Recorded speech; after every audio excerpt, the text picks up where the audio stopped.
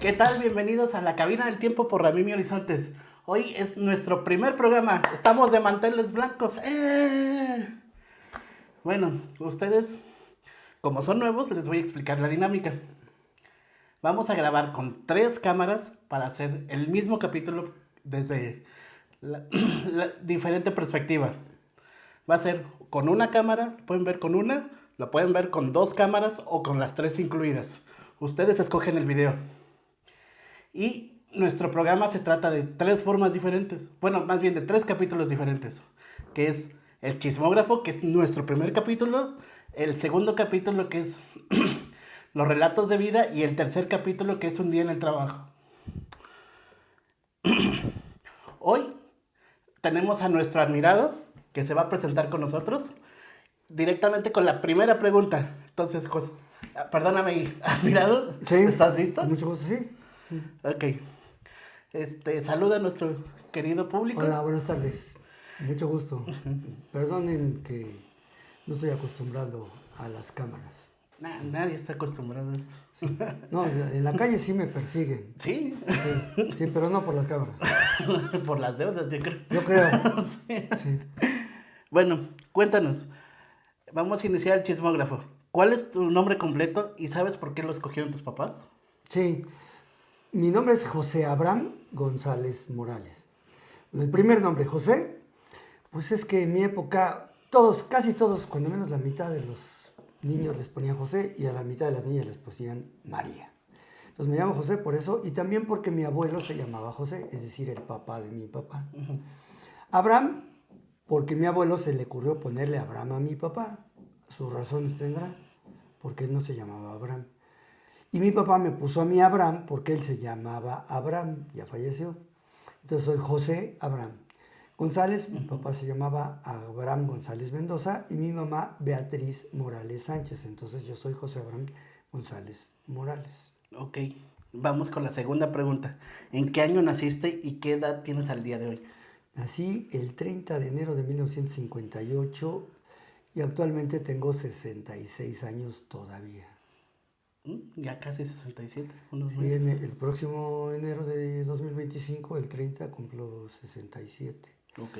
Ahorita tengo 66 y pues me faltan 6 para irme. Para... Bueno, ahí está, ahí imagínense ustedes como quieran, ¿no? Bueno, no creo que le salgan cuernos de repente, pero... No lo sé, no lo sé. Yo no espío a mi esposa. No. Bueno, vamos con la tercera pregunta. ¿Nos puedes contar de tus padres y cuáles son sus nombres?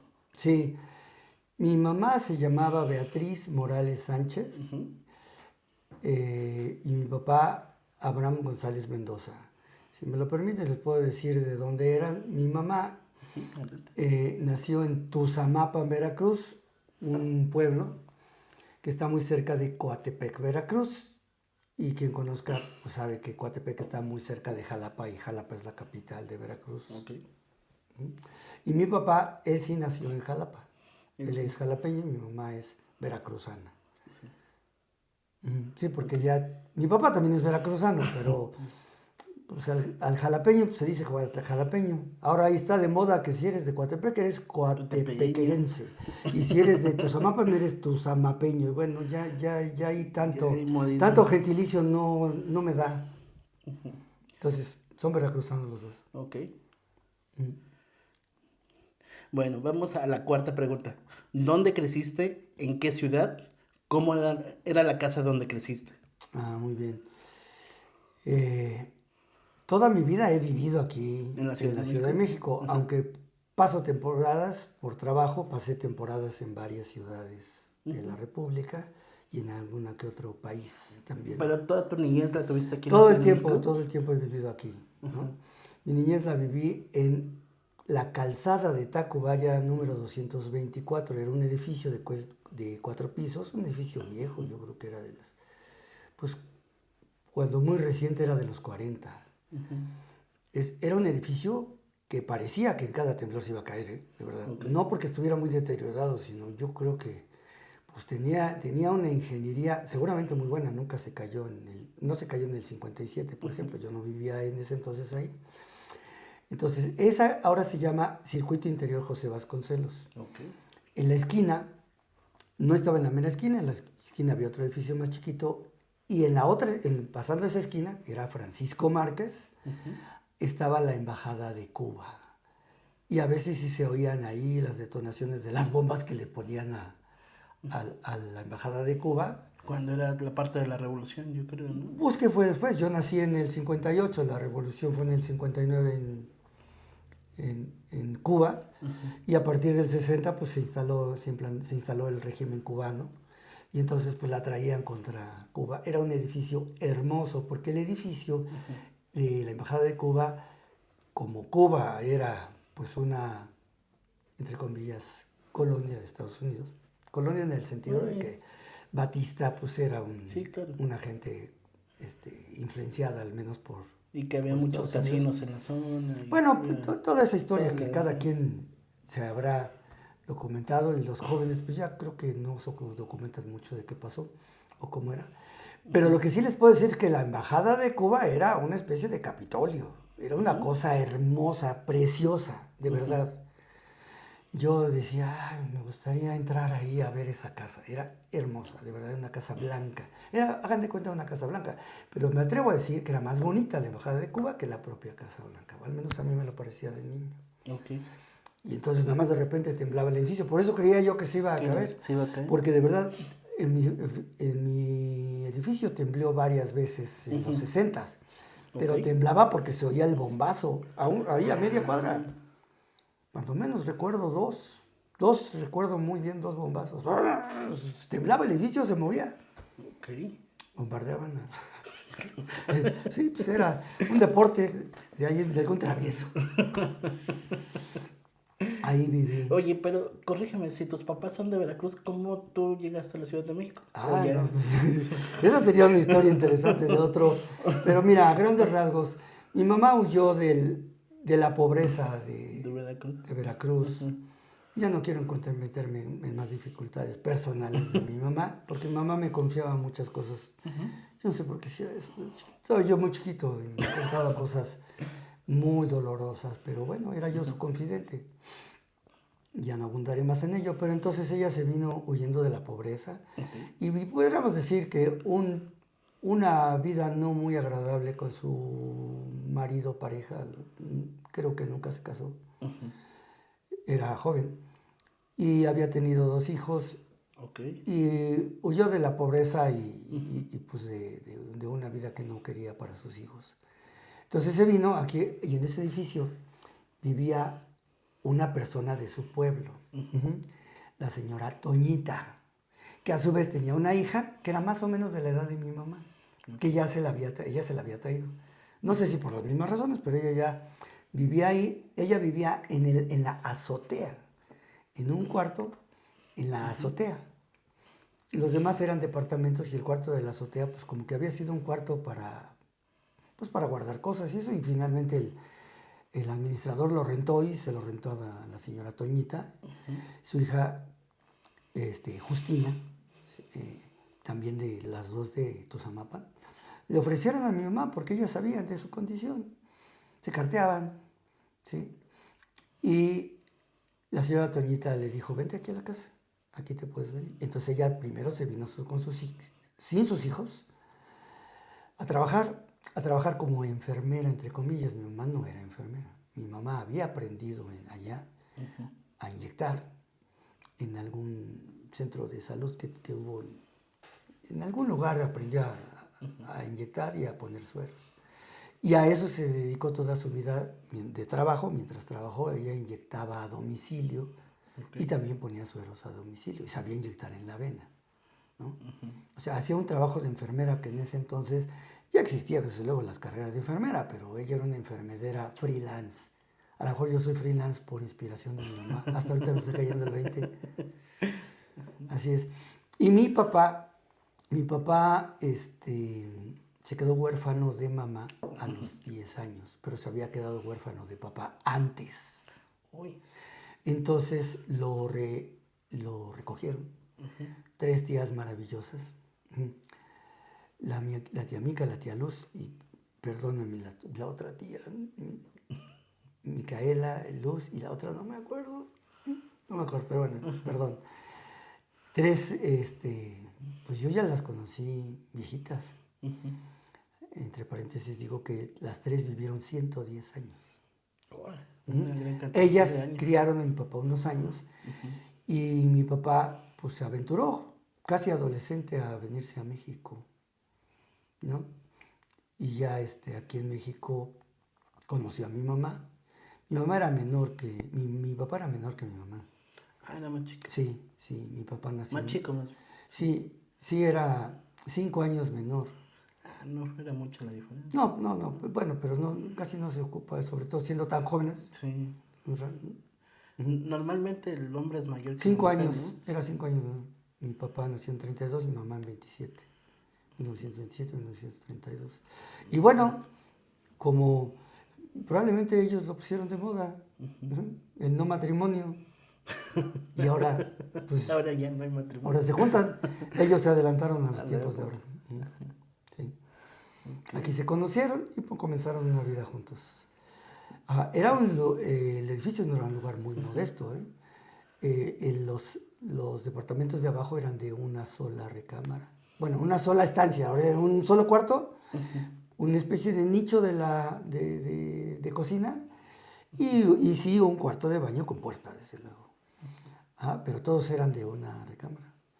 Nosotros teníamos el privilegio de vivir en los de arriba, del piso 2, primero, segundo y tercer piso, que eran departamentos de 2 recámaras, muy pequeñas. Eran de 2 recámaras, el mismo nicho, un nichito para la cocina, así como empujadito nada más, y el baño.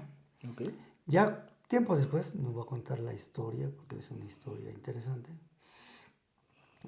pero ya tiempo después mi papá nos rentó a los hijos, éramos 4, los 2 de mi mamá que sí se trajo, y nosotros 2 que ya éramos hijos de mi papá y de mi mamá, y podríamos decir que mis hermanos mayores eran pues, adoptados por mi papá y educados por mi papá, como se dice, medios hermanos. Yo digo que no hay medios hermanos. Si le quieren poner un porcentaje, con el que convives desde niño es tu hermano, no es medio hermano. Y con el que no convives, pues probablemente sea tu medio hermano, tu 10% hermano, tu 5% hermano. Yo tengo una hermana que es como el 1% mi hermano. Nunca la veo, casi nunca la veo. Sí, entonces, no es mi media hermana. Ojalá fuera mi media hermana, nos veíamos un poco. Así es la historia. Ok, ¿y en esa casa creciste o cómo? No, sí. Te digo que cuando mi mamá trabajaba, mi papá tenía 2 trabajos. Uno era, pues, vigilar que no fuera yo tan travieso, y el otro, pues, su chamba, ¿no? Entonces eran 3. Él cargaba tanques de gas. Ok. Pero un primo de él lo invitó a trabajar en la industria de los restaurantes y entonces mi papá a las 6 de la mañana estaba en la planta de gas ya trepando el camión con los tanques de gas y salía de trabajar a la 1 de la tarde, se venía corriendo a la casa, se bañaba y se iba a un restaurant bar de nombre La Cava, que no sé si todavía exista en el sur de la ciudad, creo que sí, pero antes estaba en Insurgentes. Okay. En Insurgentes, en la misma cuadra donde del otro lado ahora está Reforma 222, ahí estaba La Cava. Y él entró pues lavando platos, después fue ayudante de bar. Ahí mi tío, Manuel Mora, le consiguió ese trabajo, y le decía, oye, tú no puedes estar cargando gas todo el tiempo. Aquí puedes empezar de garrotero, empezar de lavaplatos y un día podría ser ayudante y un día podría ser bartender.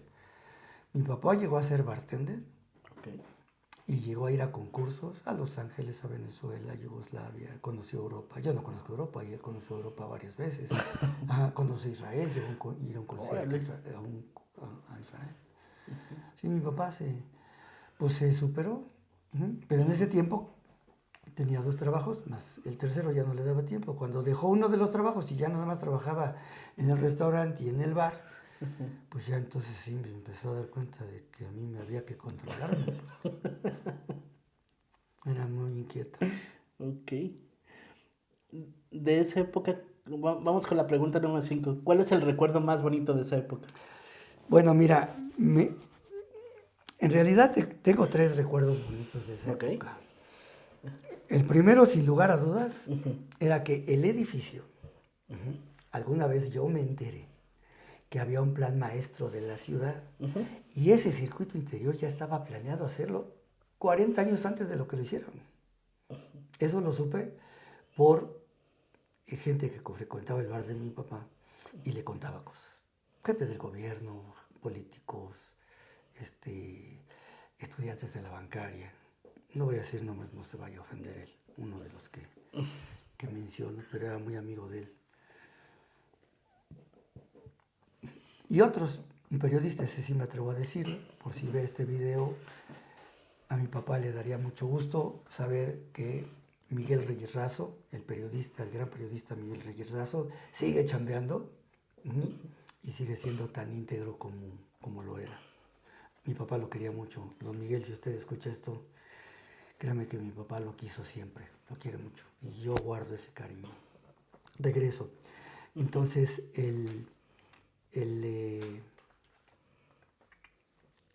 ese plan maestro, el edificio estaba así, y aquí había un cuadro así, que se apartó el plan maestro para que después hicieran una banqueta y todo esto se convirtiera en arroyo vehicular. Okay. Entonces le llevábamos el cuadro y ahí jugábamos.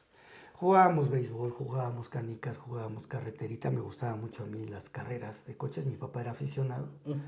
En ese entonces era campeón del mundo Jim Clark. Era el escocés volador. Y asistíamos a las carreras, a la Magdalena Michoacán. Y así en un bordito. Y aquí estaba la pista y ahí andábamos nosotros de metichos ahí. ¿Sí? Pues era... Sí, no. Pues veíamos los carros pasar allá bajito, ¿no? Sí, si uno salía volando... O sea, ahí quedaban todos. Ahí quedábamos varios, ¿no? Sí. Afortunadamente no. Okay. Era volador, pero el coche se mató en otro lado, pobrecito. Pobrecitos de nosotros, nos dejó huérfanos. Yo admiraba a Jim Clark. Entonces jugábamos carreterita, jugábamos canicas y jugábamos fútbol, béisbol.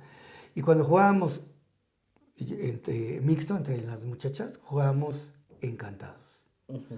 Y jugábamos con ellas de buen modo, porque también nos gustaba la corretiza. Ellas nos corretaban a nosotros a ellas no. ¿No? O sea, hasta eso éramos... No, de veras éramos como que... O sea, nosotros cuando jugábamos encantados y encantábamos a uno, nosotros les damos un guamazo, ¿no? Ah, ok. Sí, encantado. Trancazo, ¿no? Y ya con ellas, no, pues encantado ahí, siendo... Había mucho pudor en ese entonces. Yo no sé dónde salí tan cusco, pero éramos muy poderosos. O sea, éramos muy respetuosos de la figura femenina desde las niñas. No recuerdo una niña que se haya quejado de que alguien de nosotros le faltó el respeto.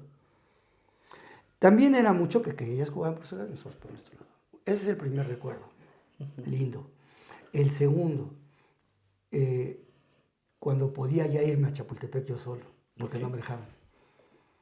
Chapultepec quedaba del otro lado del circuito y más hacia otros metros, pero ya cuando pude irme allá a jugar fútbol, allá me la pasaba. ¿Cuántos años tenías? No, pues ya tenía unos 12, 11, no, a partir de los 11. A partir de los 11, no me dejaban, pero yo ya me iba. Pero a mí, yo hubiera querido, mi mamá me llevaba a Chapultepec y me encantaba, pero yo hubiera querido irme desde los 7 a Chapultepec. Chapultepec ha sido muy importante para mí en mi vida. ¿Por qué ha sido muy importante? Pues porque realmente era mi patio grande. Okay. Sí, teníamos nuestro cuadro, pero pues ese era así, pues nada más para jugar canicas y una cascarita. Ya jugar de veras era allá, ¿no? En el Hoyo, que es un lago menor que había, un lago artificial menor que había cerca de los baños de Moctezuma. Ahí jugué, pues yo creo que hasta que me casé, y todavía casado me casé a los 24. Todavía llegaba a ir a jugar después. Pero según yo esa parte ya no existe, ¿no? Ese hoyo todavía existe, pero ya lo han recortado y y ahora pues hacen cosas esotéricas ahí raras. No sé, se junta gente. Sí, yo ni lo recuerdo, ahí, ¿no? Pero ya nadie juega ahí. Ya no se juega nada, porque para empezar creo que no no dejarían a alguien jugando con balón. No, bueno, no, la verdad no lo sé. Sí, además lo remodelaron ahí, en un árbol que había en medio, que era nuestro defensa central. Ahora le pusieron pues una jardinera así amplia, entonces jugar, pues ahora tienes que jugar primero a la glorieta y después al fútbol. Por eso ya tampoco se puede jugar en el hoyo, le decíamos el hoyo. Ujú. Después, ya más adelante, cuando ya era yo adolescente, me gustaba ir con mi carrito de valeros a aventarme de las bajadas de Chapultepec. Sí, a toda velocidad. Siempre me ha gustado la velocidad. ¿Pero no saliste volando en algún momento o algo? No, bueno, ahí contaré después una anécdota varias veces. Varias veces. Sí, yo siempre andaba raspado. Tengo un montón de cicatrices de las raspadas. Y ya la tercera. En ese cuadro, la Navidad no era personal. Pues cada quien tenía su casa muy pequeña. Entonces hacíamos un fiestón, no. Así como los que hacen aquí en Nesa, que ponen una carpa. Allá no poníamos carpa. Allá estaba el cuadro, pues era confinado, o sea. Digamos que pues había entrada al cuadro y unas rejas, pero no, vamos a decir que no era la banqueta, era un cuadro. Entonces ahí la fiesta, las fiestas de fin de año, las posadas y todo eso, eran en el cuadro y entre todos. Todos se cooperaban, todos ponían algo y la fiesta era de todo el edificio. Como una fiesta comunal. Sí, una fiesta comunal, era una fiesta en común de todos los del edificio. Era la fiesta de todos. Okay. Esos son los tres recuerdos que más me que gustaron. Más te marcaron de esa época. Ok.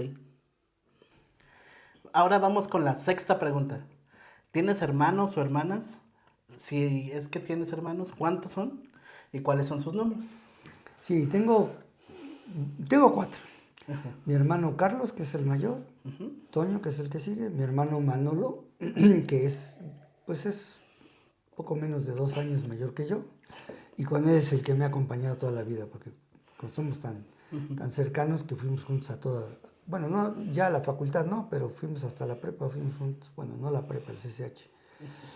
Y tengo una hermana, que bueno, como le dije hace rato, ella pues es un porcentaje muy pequeño, porque no tenemos casi trato, no es que estemos peleados, más bien ella, como que ella está peleada conmigo al menos. Pero siempre desde niña, pues la diferencia de edades contaba mucho, era muy chica, entonces yo no tengo así algún recuerdo de que haya habido alguna razón, pero no tuvo compatibilidad con nosotros desde que era chiquita, porque éramos muy grandes y nunca fue cercana a nosotros. Esa es la verdadera razón por la cual no nos frecuentamos. Y a partir de que falleció mi papá, pues ya casi no nos vemos, ¿no? De vez en cuando su mamá me habla por teléfono y cuando yo le hablo por teléfono no me ha contestado, pero pues yo creo que trabaja y eso, entonces hemos perdido mucho el contacto. Ok. Ni modo. Bueno, así pasa en la vida a veces. Sí. Bueno, vamos a la pregunta número 7. ¿A qué jugabas de pequeño y cuál era tu juego preferido? Bueno. ¿Y cuál era tu juguete preferido? Sí. En realidad a mí me gustaba mucho jugar de todo. Jugábamos béisbol, ahí en el cuadro jugábamos béisbol.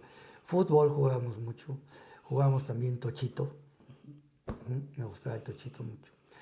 Y otra cosa que jugábamos era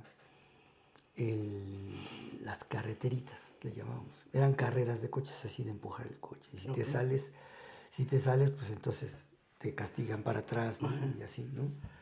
Como ahorita, ¿no? Las carreteritas dibujaban. Dibujábamos con gis, una carreterita. Yo era muy creativo. Yo dibujaba el circuito de la Magdalena. Sí, yo dibujaba el circuito de la Magdalena porque me lo sabía de memoria. Y jugábamos ahí carritos. Y a mí siempre me gustaba ganar. ¿Y lo empujabas con la sí, mano? Sí, en realidad era así. O sea, si este era el carrito, se empujaba así. Ok. Sí. Había quien hacía trampa, como hasta la fecha hacen trampa, y le hacían. Ok. Y no, lo estás acarreando. No, que no lo acarreo. Vamos a ver al bar. Sí, pero el juego más interesante que jugamos es algo que hasta la fecha yo lo platico y nadie me lo cree. Ok. Hay dos personas vivas que pueden decir que jugamos eso. Uno es mi hermano y el otro es mi amigo José de Jesús, que ya también casi no lo veo, ¿no? Su mujer no lo deja y si oye esto y vas a ver. No, no es cierto, no es cierto. No, no es cierto, no sé. No, pues vive lejos y cada quien hace su vida, ¿no? Yo lo quiero mucho. Él también se ha de acordar, porque en el edificio, pues obviamente cada piso había un hall, un pequeño hall, donde en ese hall había los 2 departamentos grandes y luego un pasillo hacia adentro donde estaban los departamentos chiquitos. Entonces, en ese descanso, que era un pequeño holecito relativamente amplio, no es como los de ahora, que un pedacito no vas para dar la vuelta a las escaleras y subir. No, era amplio, ahí también jugábamos. Pero ahí jugábamos lotería o algo así, ¿no? O simplemente cotorreábamos. Pero había un juego muy interesante que jugábamos. Vamos a levantar al muerto en 4 dedos.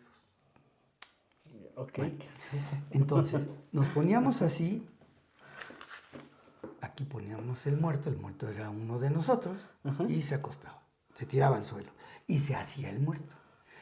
Y aquí eran 3 personas, una aquí, otra aquí, otra aquí, otra aquí, otra aquí, éramos 6. Okay. Niños, todos niños, y el de aquí, el chamaco de aquí, era un chamaco igual que nosotros. Entonces empezábamos con una, vamos a decir, con una dinámica donde empezábamos a hablar en secreto. Pasábamos el secreto. Entonces preguntábamos, ¿quién es? ¿Quién es? Y a alguien se le ocurría decir una babosada. Es mi comadre. Ya, ese empiezo casi era el mismo. Pero a medida que seguía dando la vuelta, alguien decía una tarugada y se rompía la solemnidad. ¿No? ¿De qué murió? Del corazón. O sea, había un rito. ¿Quién es? ¿Quién es? Es mi compadre. Si era mujer, era mi comadre. ¿De qué murió? Del corazón. ¿Cuántos rezos le vamos a dar? 5. Así. De verdad era un rito.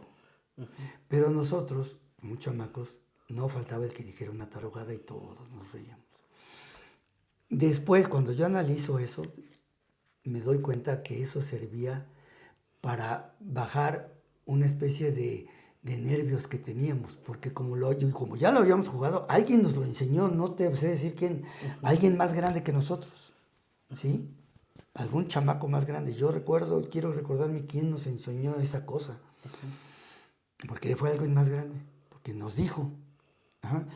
Y él, ¿por qué nos hizo a nosotros? Porque la inocencia que teníamos, nosotros sí creíamos capaces de levantarlo en 4 dedos. Así, sí, poníamos 2 dedos.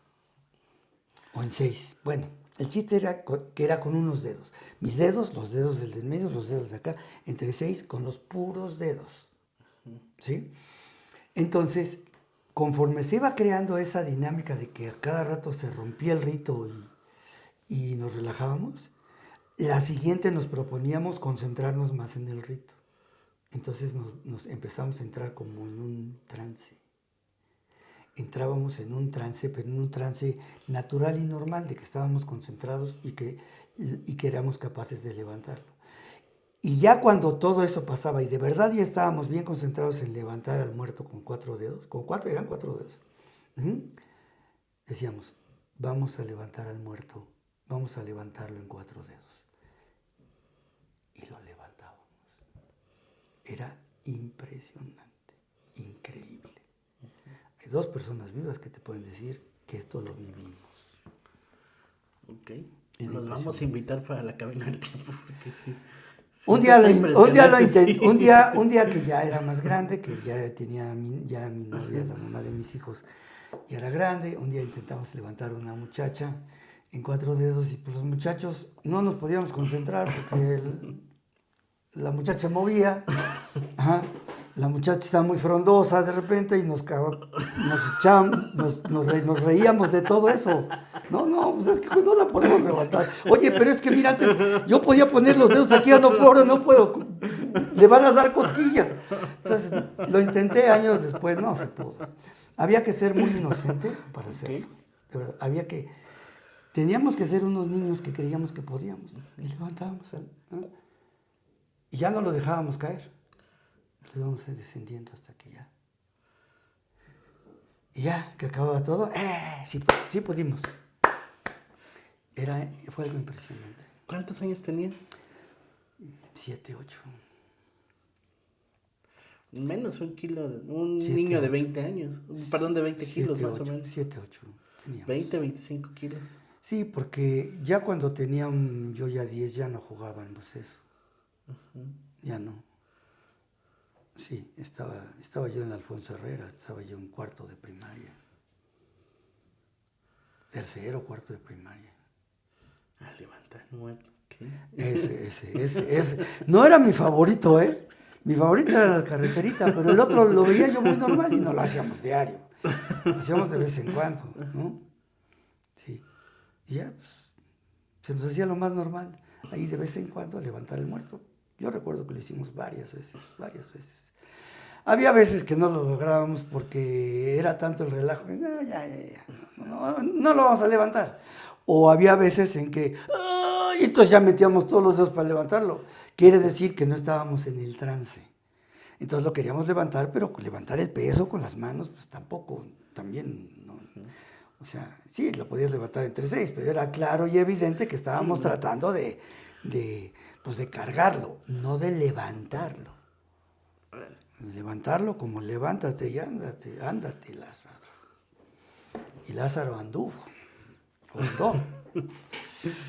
Ese era el juego. Ok, bueno, vamos a la pregunta número 8. ¿Cómo eras de pequeño? ¿Eras latoso? ¿Hay alguna travesura que recuerdes de tu infancia? Bueno, sí, pero creo que la contesto en otra pregunta que me vas a hacer, pero bueno, porque hemos planeado. O sea, yo ya claro, él ya contestó previamente el chismógrafo. No, ya conocía las preguntas, pero mira, yo no recuerdo que haya yo sido considerado una lacra, un latoso. No, yo no era latoso, yo era inquieto. Okay. Muy inquieto, ¿no? Entonces, sí me gustaba andar en la calle, haciendo travesuras de hacer cosas que no eran, o sea, arriesgadas, ¿no? Por ejemplo, subirme a la azotea. La azotea donde estaba con llave y todo, pues, y asomarme desde arriba, ¿no? No te aventabas de la azotea. No. Pero pues estaba prohibido entrar ahí porque para la edad que teníamos era muy riesgoso. Había una bardita chiquitita, o sea, te podías caer de un cuarto piso con facilidad. Y a mí, siempre me llamaron la atención las alturas y me gustaba subir a ver desde arriba. Qué buena combinación, te gustaba la velocidad y las alturas. Y lo curioso es que sentía yo vértigo. Sí sentía el vértigo de la altura, ¿no? Entonces, cosas como esas, por ejemplo. Yo ahora sí me consideraban un peligro. Entonces, pues sí, me corrían Tenían mucho. que cuidarte más, ¿no? Sí, pero me gustaba eso, recorrer las calles, ver el vecindario, andar por aquí, por allá. Pero una travesura que la hice como a los 13 años, es que yo a los 11, a los 10 años, ya a mi papá le fue un poco mejor. Y a mi mamá también, que trabajaba, y nos cambiamos del otro lado de la calzada de Tacubaya. Okay. De hecho, de este lado era la Condesa y del otro San Miguel Chapultepec, a un edificio que está muy cerca de la iglesia de la Sabatina, que está en Montes de Oca. Vienes bajando del circuito interior, si vienes de la Raza, donde en el último puente de hacia abajo, donde se acaba y ves la iglesia, es la iglesia de la Virgen del Carmen y le llaman la Sabatina. Entonces, vivía yo en esa cuadra, en la cuadra de la Sabatina. Entonces, hay más anécdotas, pero pues yo ahí era donde ya mi patio, aunque estaba a la vuelta, que no era mi patio trasero, mi patio era Chapultepec, yo me daba la vuelta y ya estaba en Chapultepec. Y ahí me la pasaba. Pero pues en Chapultepec no hacía travesuras, o sea, en Chapultepec jugaba, ¿no? No hacía travesuras, pero en la iglesia sí. Sí. O sea, ¿hacías travesuras en la iglesia? Sí, claro. Claro, no. Nunca salió el No, padre mira, excomulgado, chamaco. bueno, sí y no, pero ya son más historias. La que te voy a contar es esta.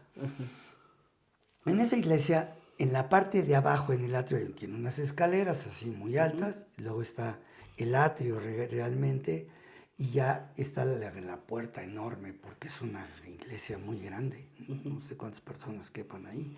Pero en esas escaleras, en la parte de abajo, hay un sotanito, un salón, podríamos decir, que antes le alquilaban les prestaban a los borrachos. ¿Les prestaban a los borrachos? Sí, o sea, un alcohólico anónimo es un borracho que no toma. Ah, bueno. Perdón, no es una ofensa. Ok. Entonces así le decíamos. Y entonces un amigo de ese entonces, que era borracho, alcohólico anónimo, él iba a ese cuarto. Era de los grandes, ya era un señor grande, ¿no? Pero era ahí de la banda del cuadro, de ahí, ¿no? Yo ya tenía 13 años. Ya todos nuestros conocidos y amigos pues, eran grandes, ¿no? Eran o adolescentes más grandes que ya estaban en prepa, yo estaba en la secundaria, o algunos inclusive ya estaban en la universidad, ¿no? Yo recuerdo que teníamos un amigo que le decíamos el Antena, que jugaba fútbol americano y era mariscal de campo. Para nosotros era un honor cuando jugaba con nosotros, porque siempre ganábamos cada quien. No, pues era Era muy, mano negra. no, era muy bueno para mandar los pases y yo era bueno para cacharlos. Bueno, pero en ese lugar de Alcohólicos Anónimos, un día fui a una plática que me invitó un amigo que era alcohólico anónimo. Y ya, yo me llamo fulano de tal y estoy aquí porque te reconozco que soy alcohólico y que tengo problemas con mi manera de beber y quiero mejorar eso, ¿no? Así es una forma de que dicen los AA que se presentan. Entonces, frecuentando ahí la iglesia, porque los curas pasaban y eran nuestros amigos. Yo iba a la iglesia, a la misa cada 8 días, porque mis papás así me habían educado, ¿no? Y sí iba a la iglesia en ese entonces cada 8 días a la misa. Pero había leyendas ahí de que había sótanos por las iglesias, ¿no? Que había sótanos ahí por el temor que tenían los curas de la guerra cristera de esconderse y eso, ¿no? Entonces, un día abrieron un hueco de este lado. La iglesia dura toda la cuadra, es decir, más bien no dura, se extiende por toda la cuadra, porque y acabando la iglesia está ya la casa de los curas, que tiene varios pisos, que también alguna vez la conocí por dentro. Y del otro lado hay una capilla, hay un cuadro, hay un registro donde hay instalaciones ahí de eléctricas y el gas y eso. Porque el gas no es estacionario arriba, lo tenían como abajo. Entonces, habíamos escuchado varias historias, ¿no? De hecho, un sacristán se había muerto. Se cayó del campanario. Se cayó. Hay escaleras y todo, ¿no? Pero las escaleras son voladas, o sea, no tienen barandal ni nada. Sí, no, pues como Entonces se cayó y se mató.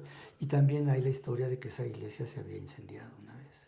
Okay. Entonces, esto de historias de fantasmas siempre han sido... Sí. Me han acompañado siempre las historias de fantasmas. La única que te puedo decir que sí es, que yo no considero de fantasmas, sino algo pues no tan fácil de explicar, es esa.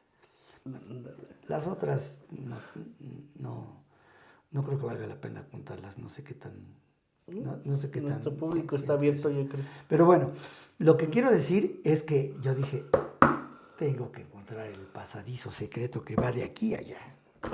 Tengo que encontrar. Y entonces unos trabajadores habían dejado un hueco ahí, abajo, un hoyo. Y que les digo a mis monos amigos.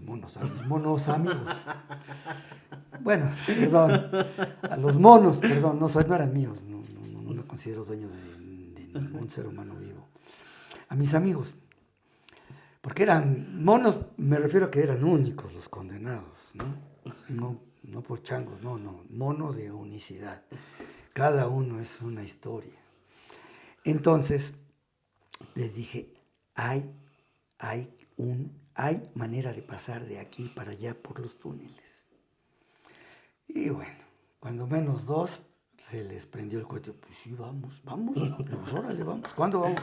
Digo, mira, dejan abierto tal día. Ya casi se va a hacer de noche, que tiene que ser de noche para que no se den cuenta. Pero si nos perdemos y nos cierran, digo, o sea, si cierran, digo, no, mira, yo ya tengo medido lo que duran los AA, ahí los borrachitos. Duran tanto tiempo, ellos cierran a tal hora. Nos metemos a tal hora. Si no llegamos, nos regresamos y todavía encontramos a los borrachos ahí y no nos dejan encerrados. Porque ellos salían, cerraban y pues ya nos hubiéramos quedado encerrados. Ajá. Además queríamos hacerlo un viernes. Nos hubieran dejado encerrados hasta lunes. Entonces, ¿qué nos metemos? Ok. Ahí vamos. Y entonces ya bajamos. Realmente túneles como tal no encontramos porque hay lugares, en casi todos los lugares empezamos yendo agachados y hubo lugares que tuvimos ya que recorrer. Empezamos agachados, pero así, casi como lagartijas. Bueno, no como lagartijas, pero sí como ratas. Pero ya hubo lugares donde ya unas vigas ya tendríamos que meternos bajo tierra, pecho tierra. Pero con el puro instinto de por dónde íbamos. Y así ya no se veía nada, ¿o sí? No, pues no se veía nada. Llevábamos una lámpara, pero pues, o sea, se veía nomás para adentro. O sea, el instinto de orientación era que íbamos bien, íbamos como que en línea recta, ¿no? Y yo le dije, mira, tenemos que salir. Yo digo que salimos al registro donde está el gas. Y de repente llegamos y entramos, había otro hoyo, y ese hoyo era el sótano del proscenio del teatro. Okay. O sea, llegamos al teatro. Cuando llegamos al teatro dijimos, ¡Eureka! ¡Ya llegamos! Sí, llegamos al teatro. El teatro estaba completamente del otro lado. Entonces ya no nos falta un poquito. Tiene que haber salida. Porque el teatro estaba cerrado, no nos iban a abrir, no había nadie. Si salíamos al teatro donde estaban los asientos, las gradas y todo, no podíamos tocar, oigan, ábranos, ¿no? Tendríamos que hacer un escándalo para que un cura de arriba oyera que había unos monos encerrados en el teatro, ¿no? Entonces teníamos que salir. Que salimos, que llegamos y ya vimos el tanque estacionario. Y dije, bingo, les dije, ya llegamos. Y que empujamos, le pusieron candado. No inventes. No. Y ya empujamos. No tenía candado, tenía un alambre, pero nos costó trabajo empujarlo, pero nomás le habían puesto un alambre, no tenía candado. Y salimos del otro lado. Esa es una travesura. Es completamente una aventura. Sí, bueno, para mí las travesuras no son travesuras, porque travesuras es como jugarle una mala broma a alguien.